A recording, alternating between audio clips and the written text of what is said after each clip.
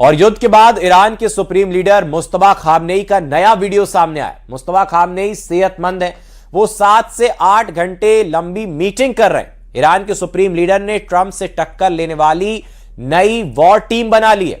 Iran की war machine में एक से एक कट्टर कमांडर शामिल किए गए। रिपोर्ट देखिए।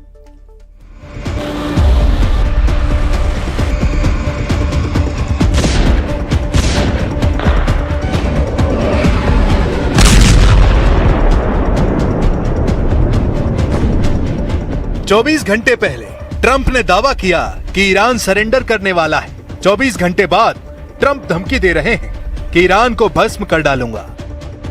ईरान पर जितने तरह के अमेरिका ने बम नहीं फोड़े हैं, उससे कहीं ज्यादा ट्रंप ने तेवर बदले हैं। कल तक ईरान से डील फाइनल होने का दावा कर रहे ट्रंप आज फिर भड़के हुए हैं।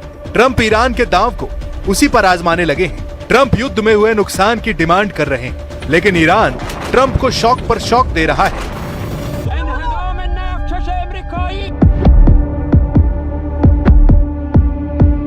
ईरान ने अपने सुप्रीम लीडर की वॉर मीटिंग का गुप्त वीडियो रिलीज कर दिया है।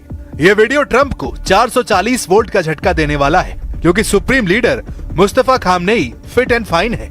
मुस्तफा के चेहरे पर कोई टेंशन नहीं दिख रही है, उनके दोनों हाथ सही सलामत हैं। मीटिंग में सुप्रीम लीडर ने जो प्लानिंग की वो अब ट्रंप को डरा रही है, क्योंकि ईरान डील तो दूर की बात अपनी नई वॉर टीम को जंग में उतार चुका है। इसके साथ एक बात और क्लियर हो गई है, वो ये कि ईरान के सुप्रीम लीडर का रुतबा बरकरार है। ईरान के सुप्रीम लीडर की हनक साफ है, उनके घायल होने और मौत की अफवाह खारिज हो चुकी है। मुस्तफा खामनेई ने युद्ध का रिमोट कंट्रोल थाम लिया है, जिससे ट्रंप का सीज फायर प्लान फुस हो गया है। ईरान की वॉर मशीनरी में बड़ा फेरबदल हुआ है। मुस्तफा खामनेई ने 6 टॉप कमांडर बदल डाले हैं। अब कौन बना किसका बॉस जानकर ट्रंप दहल गए हैं। ईरान की मेहर न्यूज एजेंसी की रिपोर्ट के मुताबिक देश के सभी सशस्त्र बलों की कमान संभालने वाले नेता अयातुल्ला सैयद मुज्तबा हुसैनी खामनेई ने सेना के 6 बड़े पदों पर नई नियुक्तियां की हैं, जिनमें ईरानी सेना के elite Islamic Revolutionary Guards Corps के चीफ का नाम भी शामिल है। ईरान की नई वॉर टीम में IRGC के commander in chief Ahmad Vahidi बनाए गए हैं। IRGC के डिप्टी कमांडर का नाम मुस्तफा इजादी है। IRGC नेवी कमांडर का पद अली ओमाजाई को दिया गया है। ईरान की बसीज फोर्स के चीफ अब हुसैन तायब हैं। ईरान के चीफ ऑफ स्टाफ का नाम अली अब्दुल्लाही है। वहीं केमार्स हैदरी ईरान सेना के डिप्टी चीफ ऑफ स्टाफ हैं। सुप्रीम लीडर ने वॉर टीम बनाने में अच्छा खासा टाइम लिया है। उन्होंने वॉर टीम के ऐलान के बाद राष्ट्रपति पेजेशकियान से 7 घंटे तक बातें की हैं। सुप्रीम लीडर से मीटिंग के बाद प्रेसिडेंट ने दुश्मनों को उनका मैसेज दिया है। ईरान ने साफ किया है कि वो युद्ध में मजबूती से टिका हुआ है। नई वॉर टीम ईरान को युद्ध में जीत दिलाने के लिए बनाई गई है। دیدار بسیار خوبی بود. تقریبا حالا شاید 7 ساعت خدمتشون بودیم. از تمام مسائل کشور رو تونستیم با همدیگه گفتگو کنیم و خب طبیعتاً دغدغه اصلی که اونجا مطرح میشد در رابطه با مسائل معیشت مردم بود، وضعیت بازار بود، اشتغال بود، مسکن مردم. ईरान ने हरमुज पर ट्रंप को समझौते का ऐसा ऑफर दिया जिसने उन्हें भड़का दिया है। ईरान की तरफ से कहा गया है कि अगर ट्रंप हरमुज खोलने पर बात करना चाहते हैं तो उन्हें 400 अरब डॉलर का दांव लगाना होगा। ईरान ने ट्रंप और नेतन्याहू से 300 अरब डॉलर का युद्ध मुआवजा मांगा है। साथ ही ईरान को अपने वो 100 अरब डॉलर वापस चाहिए जिसे ट्रंप ने फ्रीज कर रखा है। ट्रंप इन शर्तों को मानेंगे तब ईरान हरमुज पर बात करेगा। बातचीत में ईरान की डिमांड क्या होगी इसका अभी कुछ पता नहीं। पेजेशकियान ने वार्निंग दी है कि जो दुश्मन ईरान का सरेंडर चाहता है उसे अब मुस्तफा खामनेई के आगे झुकना होगा। با حمایت خیلی کشورهای دیگه، کل کشورهای غربی و برخی کشورهای دیگه که همه میدانیم، ولی به ایست سر خم نکنه و نهایتاً دشمن رو مجبور بکنه که درخواست مذاکره. इन नई डिमांड से बौखलाए ट्रंप ने जवाब में ईरान से उन सभी लोगों के लिए मुआवजा मांगा है जिनकी मौत कभी भी किसी भी खाड़ी युद्ध में हुई हो। 1983 में बेरूत के मरीन कंपाउंड में बम धमाका भी शामिल है। बेरूत बम ब्लास्ट में 241 अमेरिकी सैनिकों की मौत हो गई थी। यही नहीं, ट्रंप ने साल 2003 से 2011 के बीच इराक में मारे गए 603 अमेरिकी सैनिकों का हर्जाना ईरान से मांगा है। ट्रंप ने कहा है कि वो ये भी चाहते हैं कि तेहरान मारे गए ईरानी प्रोटेस्टर्स के परिवारों को मुआवजा दे। They asked for reparations, you might say, or they asked for money for the damage that we've done. I said, that's a good idea. Well, we're going to ask for money for the damage they've done over a 50-year period. Whether you go SS Cole or whether you go all of the people that were so badly hurt, so badly wounded or killed, many thousands of people, and maybe damages for the 52,000 protesters over the last 4 months that were killed in Iran.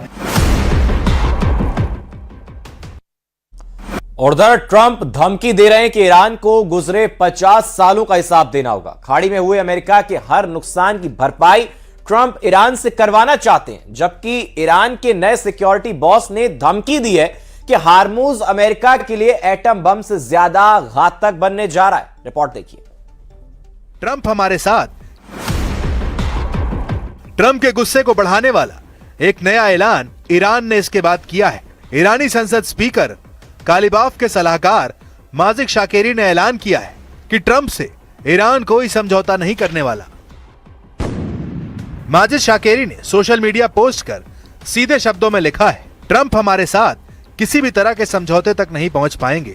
हम 20 जनवरी 2029 तक इंतजार करेंगे और हम उनका कार्यकाल खत्म होने तक इसी तरह बने रहेंगे। यह ईरान का स्ट्रेटेजिक पेशेंस यानी रणनीतिक धैर्य का प्लान है, जिसका मकसद ट्रंप को युद्ध में तब तक उलझाए रखना है जब तक उनका कार्यकाल खत्म नहीं होता। ट्रंप के प्रेसिडेंट पद से विदाई के बाद ईरान अपनी ज्यादातर शर्तों को मनवाकर युद्ध में जीत का ऐलान कर सकता है, लेकिन हार्मूज 2029 तक बंद रहा तो पूरी दुनिया में हाहाकार मच जाएगा। हार्मूज से तेल सप्लाई पर लगे ब्रेक ने कई खाड़ी मुल्कों को कंगाल करना शुरू कर दिया है। ईरान की शय पर हूथी लड़ाकों ने दूसरे अहम ऑयल रूट को भी दहलाना जारी रखा है। ये लाल सागर में हूथी के हमलों का लेटेस्ट ट्रेलर है, जहां हूथी फाइटर्स ने कार्गो शिप के चीथड़े उड़ा दिए हैं। लाल सागर में बारूदी धमाकों से खाड़ी के 2 फ्रंट फिर से सुलगने लगे हैं। यही वो 2 फ्रंट बारूदी धमाकों से दहल रहे हैं।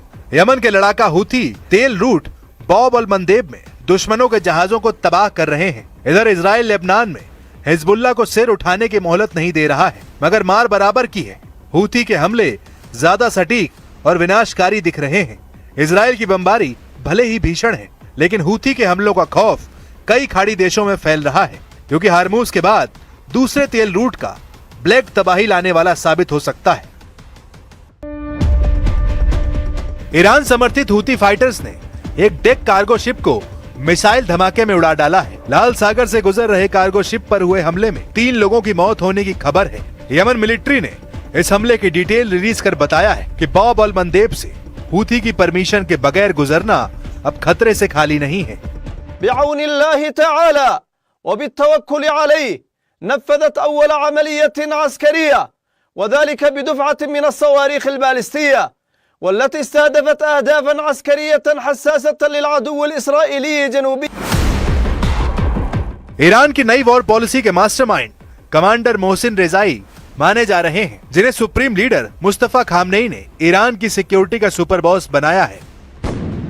रेवोल्यूशनरी लड़ाकों के पूर्व कमांडर इन चीफ रहे मोहसिन रेजाई ईरान के नए सिक्योरिटी चीफ बनाए गए हैं। रेजाई को ये पद बाकर जोरगाद्र की जगह मिला है। रेजाई ईरान के सबसे कट्टर जनरलों में से एक माने जाते हैं। मोहसिन रेजाई ने अमेरिका और इजराइल से लंबे समय तक युद्ध जारी रखने का प्लान बनाया था। एक बात जो कमांडर रेजाई को सबसे खास बनाती है वो है उनका काउंसिल में सुप्रीम लीडर का प्रतिनिधि होना, यानी रेजाई के पास डबल पावर, जिससे वो ईरान की पूरी मशीनरी पर कंट्रोल कर सकते हैं।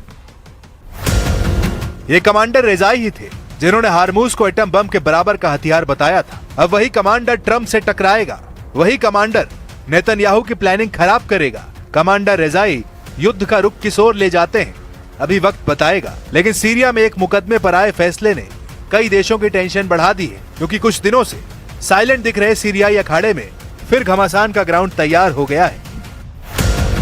अब सीरिया से आई इन तस्वीरों की कहानी भी जान लीजिए, क्योंकि यह मुकदमा एक नए वॉर एंगल की तरफ इशारा कर रहा है। सीरिया से आई ये तस्वीरें पूर्व राष्ट्रपति के गुनाहों का हिसाब है। पिंजड़े में कैद दिख रहा आदमी कभी सीरिया का सबसे खूंखार ब्रिगेडियर जनरल था, लेकिन अब उसी के सिर पर मौत नाच रही है। सीरिया की अदालत में सिविल वॉर के दौरान वॉर क्राइम और इंसानियत के खिलाफ क्राइम के आरोपों में दोषी ठहराए जाने के बाद पूर्व राष्ट्रपति बशर अल असद को मौत की सजा सुना दी है। असद दिसंबर 2024 में तख्ता पलट के बाद परिवार समेत मॉस्को भाग गए थे, लेकिन अहमद अल शरा की हुकूमत ने असद पर मुकदमा चलाकर उन्हें फांसी पर टांगने के बंदोबस्त कर लिए हैं। असद के साथ कोर्ट ने आतिफ नजीब को भी मौत की सजा सुनाई है। आतिफ नजीब जनवरी 2025 में गिरफ्तार किए गए थे। नजीब 2011 के विद्रोह के एपिसेंटर दारा में पॉलिटिकल सिक्योरिटी के हेड थे। उस वक्त उनके एक्शन को इंसानियत के खिलाफ क्राइम साबित किया गया था। आतिफ नजीब बशर अल असद के ममेरे भाई हैं। आतिफ नजीब सीरियाई सेना के पूर्व ब्रिगेडियर जनरल हैं। बशर अल असद ने अपने पिता की मौत के बाद साल 2000 में सत्ता संभाली थी। असद के पिता हाफिज अल असद ने करीब 30 साल तक सीरिया पर शासन किया था। बशर अल असद ने दिसंबर 2024 में पद से हटाए जाने तक सत्ता संभाली थी। सीरिया में साल 2011 में गृह युद्ध शुरू हुआ था। इसे असद की सेना ने ताकत के बल पर कुचल दिया था। यह अशांति तेजी से पूरे देश में फैल गई थी, जिसका फायदा उठाकर तुर्की ने सीरिया में अपने पसंद के अहमद अल शरा को तख्ता पलट के लिए उकसाया। तब कमांडर जुलानी के नाम से कुख्यात रहे अल शरा ने कई लड़ाका ग्रुप की संयुक्त सेना बनाकर असद सरकार को उखाड़ फेंका। हालांकि असद मॉस्को भागने में कामयाब रहे। पहले भी बशर को पुतिन का सपोर्ट मिलता रहा। हालांकि अब बदले हुए हालात बशर कितने दिन तक सलामत रह पाएंगे, ये पुतिन के फैसले से तय होना है, क्योंकि हाल ही में अहमद अल शरा ने पुतिन से मुलाकात कर दोस्ती बढ़ानी शुरू कर दी है। लेकिन अल शरा की ट्रम्प से नजदीकियों को पुतिन नजरअंदाज करने को तैयार नहीं। खासकर तुर्की के एर्दोआन पर पुतिन भरोसा करने वाले नहीं, क्योंकि तुर्की ने अमेरिका से F-35 डील करने के लिए पुतिन को धोखा दिया है, जिससे सीरिया फ्रंट के एक बार फिर बारूदी बैटल ग्राउंड बनने के सिग्नल मिलने लगे हैं।